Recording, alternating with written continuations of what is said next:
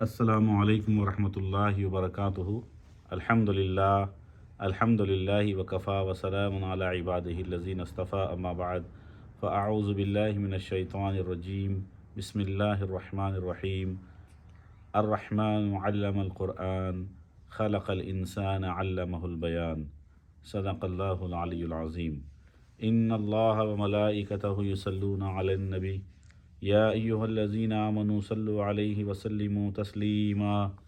اللہم صلی علی سیدنا و مولانا محمد معدن الجود والکرم، منبع العلم والحلم والحکم وآلہ وبارک وسلم۔ صلاۃ و سلام علیک یا رسول اللہ، صلاۃ و سلام علیک یا حبیب اللہ، وعلی آلک و اصحابک یا نور اللہ، صلی اللہ علیہ وسلم۔ آج الحمدللہ سورہ رحمان کا آغاز ہوا ہے تراویح میں۔ آج 22ویں تراویح ہم مکمل کر رہے ہیں اللہ کے فضل سے، اور اسی کا مختصر خلاصہ میں حضور مفکر اسلام علامہ قمر الزمان خان اعظمی ادام اللہ فیضہم کی یہ کتاب خطبات رمضان فی ضوء القرآن میں سے آپ کی خدمت میں پیش کر رہا ہوں۔ سورہ پاک سورہ رحمان جو ہے مدینہ طیبہ میں نازل ہوئی، اور بعض مفسرین کے کہنے کے مطابق یہ صورت مکہ مکرمہ میں نازل ہوئی۔ اس صورت میں 3 رکوع اور 78 آیات ہیں۔ اس صورت میں اللہ کی بے پناہ رحمتوں اور احسانات کا ذکر ہے۔ اس صورت کا شان نزول یہ ہے کہ جب اللہ تعالیٰ نے ارشاد فرمایا اسجدوا للرحمن، رحمان کا سجدہ کرو، تو کافروں نے یہ کہنا شروع کر دیا کہ یہ رحمان کون ہے، معاذ اللہ۔ ہم اللہ کو تو جانتے ہیں لیکن رحمان کو نہیں جانتے، کیا یہ کوئی اور معبود ہے، معاذ اللہ۔ اس طرح کی جاہلانہ طنز کے جواب میں یہ صورت طیبہ نازل کی گئی۔ گویا پوری صورت اللہ کی صفت رحمان کی تفسیر ہے۔ کافر تو اللہ کو بھی نہیں پوجتے تھے، مگر اعتراض کے لیے کوئی نہ کوئی احمقانہ راستہ تو تلاش کر ہی لیتے تھے۔ چنانچہ انہوں نے رحمان کے لفظ پر اعتراض کر دیا۔ اعتراض ایک بار اور ہوا تھا جب صلح حدیبیہ کا معاہدہ لکھا جا رہا تھا۔ اس وقت لکھا گیا تھا بسم اللہ الرحمن الرحیم۔ اس وقت بھی کافروں نے کہا تھا کہ یہ رحمان کون ہے، ہم نہیں جانتے، آپ عربوں کے طرز کے مطابق صرف بسم اللہ لکھیے۔ اس وقت چونکہ اللہ کے رسول علیہ الصلاۃ والسلام مکمل صلح چاہتے تھے اور یہ نہیں چاہتے تھے کہ جنگ ہو، حرم پاک میں خون خرابہ ہو، اس لیے آپ نے یہ بھی مان لیا تھا۔ لیکن اب عالم یہ ہے کہ ہر صورت کا آغاز بسم اللہ الرحمن الرحیم سے ہو رہا ہے، اگرچہ ہمارے فقہاء اور متکلمین کے نزدیک بسم اللہ ہر صورت کا حصہ نہیں ہے، مگر 2 صورتوں کے درمیان میں فصل قائم کرنے کے لیے اور تلاوت کے آغاز کے لیے تسمیہ میں بسم اللہ الرحمن الرحیم کو پڑھا جاتا ہے۔ رحمان اور رحیم دونوں اللہ کی صفات ہیں۔ فرق یہ ہے کہ رحیم غیر اللہ کی صفت بھی ہو سکتی ہے، جیسے اللہ کے رسول صلی اللہ تعالی وسلم کو قرآن عظیم نے رحیم خود ارشاد فرمایا ہے، لیکن رحمان اللہ کے سوا کسی اور کی صفت نہیں ہو سکتی۔ اللہ وہ ہے جو رحمت بے پایاں کا حامل ہے، جس نے ساری کائنات کا احاطہ کر رکھا ہے، جس سے بڑھ کر کسی رحمت کا تصور نہیں ہو سکتا۔ لامحدود رحمت کی مظہر اللہ کی صفت رحمان ہے، اس لیے الرحمن کسی بندے کی صفت یا نام نہیں بن سکتا۔ بہت سے لوگ بڑی نادانی کے ساتھ کسی کا نام عبد الرحمن کی جگہ رحمان رکھ دیتے ہیں اور اسی نام سے پکارتے ہیں، یہ شدید غلطی ہے، ایسا نہیں ہونا چاہیے۔ عبد الرحمن کہیے یعنی رحمان کا بندہ، صرف رحمان نہ کہیے۔ بہرکیف اس صورت میں اللہ کی بے پایاں رحمتوں کا تذکرہ ہے، اس کے احسانات کا ذکر فرمایا گیا ہے، اور اللہ کی نعمتوں کا انکار کرنے والوں اور جھٹلانے والوں کا ذکر کیا گیا ہے۔ پوری کائنات کا ذرہ ذرہ، تمہارا اپنا وجود، تمہاری اپنی تخلیق، تمہاری اپنی تربیت، تمہاری اپنی سانس، تمہارا ہر لمحہ حیات، زمین و آسمان کی ہر چیز اللہ کا احسان ہی تو ہے۔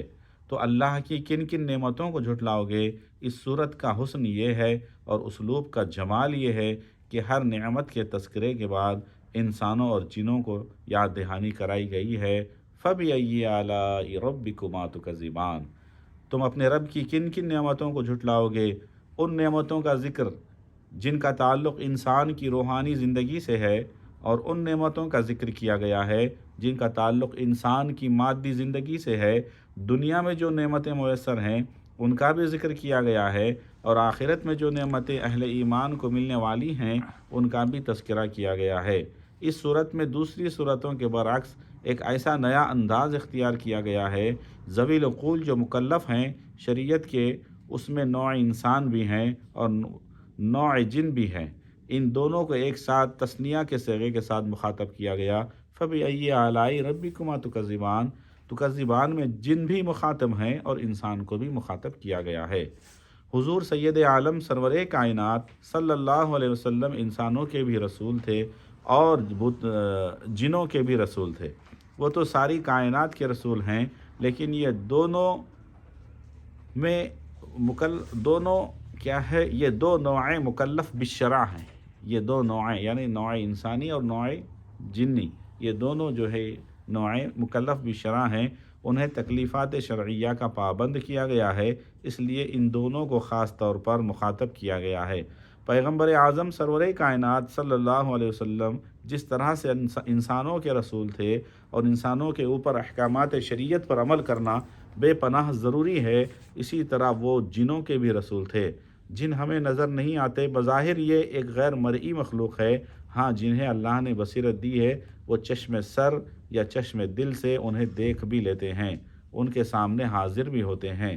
ان کی خصوصیت یہ ہے کہ انسانوں کو مٹی سے پیدا کیا گیا ہے اور جنوں کو آگ کے شعلوں سے پیدا کیا گیا ہے۔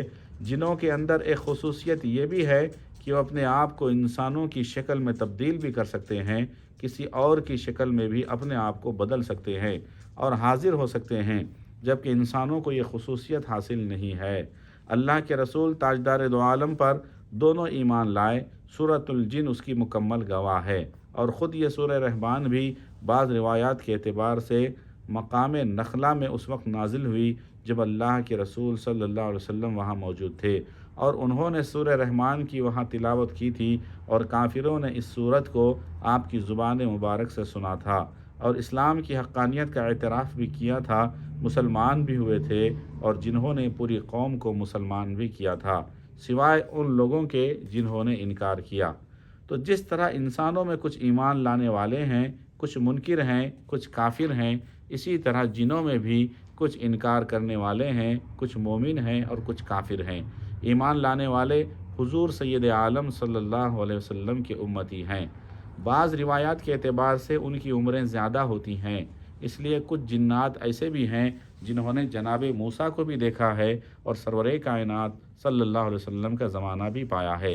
چنانچہ جب مقام نخلا میں جنوں نے قرآن شریف کو سنا تو کہا کہ جناب موسیٰ علیہ السلام کے بعد یہ کتاب نازل ہو رہی ہے جس کے مضامین ویسے ہی ہیں جیسے کہ جناب موسیٰ پر نازل کیے گئے تھے، اس لیے یہ بھی نبی ہیں اور ہمیں ان پر ایمان لانا چاہیے۔ اس کے ساتھ ساتھ یہ بھی واضح کر دیا جائے تو بہتر ہوگا کہ جنوں کا جد امجد ابلیس ہے۔ وہ بھی جن تھا، اپنی بے پناہ عبادت اور صدیوں کی ریاضت کے بعد اس نے اپنے جسم عنصری کو جو آگ سے بنایا گیا تھا اتنا لطیف بنا لیا تھا کہ وہ نورانی فرشتوں کی صفوں میں شامل ہو گیا تھا، لیکن قرآن نے کہا ہے کہ وہ جنوں میں سے تھے۔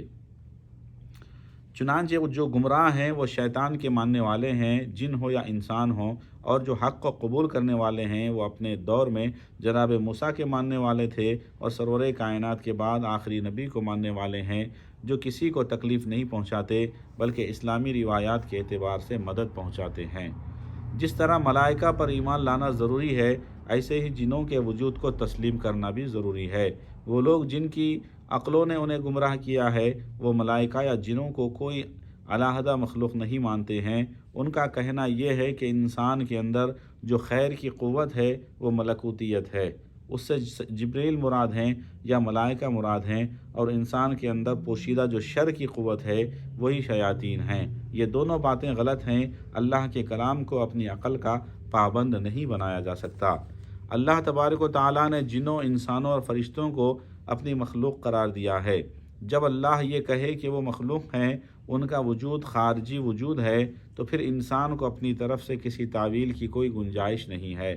مگر وہ لوگ جو عقل کے معیار پر شریعت کو تولنا چاہتے ہیں اور شریعت کے معیار پر عقل کو نہیں رکھنا چاہتے، بلکہ دوسرے لفظوں میں طبیعت کے پابند ہیں، شریعت کے نہیں، وہ اس طرح کی تعویلیں کرتے ہوئے نظر آتے ہیں جو حقیقت نہیں ہے۔ اس صورت کی خصوصیت یہ بھی ہے کہ صحابہ اکرام نے آپس میں تذکرہ کیا کہ چونکہ کافروں نے قرآن پاک سنا نہیں ہے، اس لیے وہ قرآن پاک کی مخالفت کرتے ہیں۔ قرآن پاک کے مضامین ایسی صداقت ازلیہ ہیں کہ کافر اگر سن لے تو مخالفت بند کر دے۔ کافروں کی مجلسیں صحن کعبہ میں ہوا کرتی تھیں۔ صحابہ کی طرف سے یہ خواہش ظاہر کی گئی کہ کاش کوئی کعبہ میں یا صحن کعبہ میں جا کر قرآن پاک پڑھتا تاکہ کافر سن لیتے اور وہ اپنی ہٹ دھرمی سے باز آ جاتے۔ جناب عبداللہ ابن مسعود رضی اللہ تعالیٰ عنہ بہت ہی عمدہ قرآن پڑھتے تھے۔ خود آقائے دو جہاں صلی اللہ تعالیٰ علیہ وسلم ان سے قرآن سنتے تھے۔ ایک دفعہ آپ نے عرض کی کہ یا رسول اللہ صلی اللہ علیہ وسلم، آپ مجھ سے قرآن سن رہے ہیں، حالانکہ قرآن تو آپ پر نازل ہوا ہے۔ چنانچہ انہوں نے کہا کہ میں صحن کعبہ میں جا کر قرآن پاک کی تلاوت کروں گا۔ بعض صحابہ کرام نے کہا کہ اے ابن مسعود، آپ کے جانے کے بجائے کوئی اور جائے جس کا قبیلہ بڑا اور طاقتور ہو تو ممکن ہے کہ کافر اس پر سختی نہ کریں، مگر آپ تنہا ہیں اور آپ کا قبیلہ اتنا طاقتور نہیں ہے، اس لیے آپ نہ جائیں۔ کہیں ایسا نہ ہو کہ وہ آپ پر حملہ آور ہوں، مگر سبحان اللہ، ایمان کی طاقت ہر طاقت سے بلند ہوتی ہے۔ انہوں نے کہا کہ میں جاؤں گا، پھر تشریف لے گئے اور سورہ رحمان ہی کی تلاوت وہاں شروع کی۔ کافروں نے کانوں میں انگلیاں ٹھونس لیں اور کہا کہ یہ تو وہی قرآن پڑھ رہے ہیں جو محمد صلی اللہ تعالیٰ علیہ وسلم پر نازل ہوا ہے، اور بغیر سنے انہوں نے آپ کو ضرب شدید پہنچائی، چہرہ لہو لہان ہو گیا۔ آپ اس حالت میں واپس آئے کہ کافی زخمی تھے۔ مولائے کائنات علی مرتضیٰ رضی اللہ تعالیٰ عنہ نے نبی اکرم صلی اللہ تعالیٰ علیہ وسلم سے روایت کیا ہے کہ یہ صورت عروس القرآن یعنی قرآن کی دلہن ہے۔ یقیناً اس صورت کا اسلوب بیان اتنا حسین ہے، اس قدر دلوں کو موہ لینے والا ہے کہ آج بھی مسلمان جب اس کی تلاوت کرتا ہے، خاص طور پر قرآء کرام تلاوت کرتے ہیں، تو دلوں پر ایک خاص کیفیت طاری ہوتی ہے، کبھی جمال کی کیفیت اور کبھی جلال الہی کی کیفیت۔ سورہ رحمان میں کائنات میں اللہ کے پھیلے ہوئے بے پایا جمال کا بھی تذکرہ کیا گیا ہے، اور اس کے جلال کا بھی، اس کی تخلیق کا بھی، اور اس کی ربوبیت کا بھی۔ انشاءاللہ آگے کی آیتوں کا انشاءاللہ پھر کسی موقع سے بیان ہوگا۔ میں اللہ کی بارگاہ میں دعا کرتا ہوں کہ اللہ تعالی ہمیں سورہ رحمان کو یاد کرنے، سورہ رحمان کے فیض کو حاصل کرنے اور اس کے فیضان کو عام کرنے کی توفیق عطا فرمائے۔ حضور مفکر اسلام علامہ قمر الزمان اعظمی مد ظلہ نورانی کا سایہ عاطفت ہم سب کے سروں پہ تادیر قائم فرمائے، اور اس کتاب کو دور دور تک پہنچانے کی اللہ ہمیں توفیق عطا فرمائے۔ آمین۔ السلام علیکم ورحمۃ اللہ وبرکاتہ۔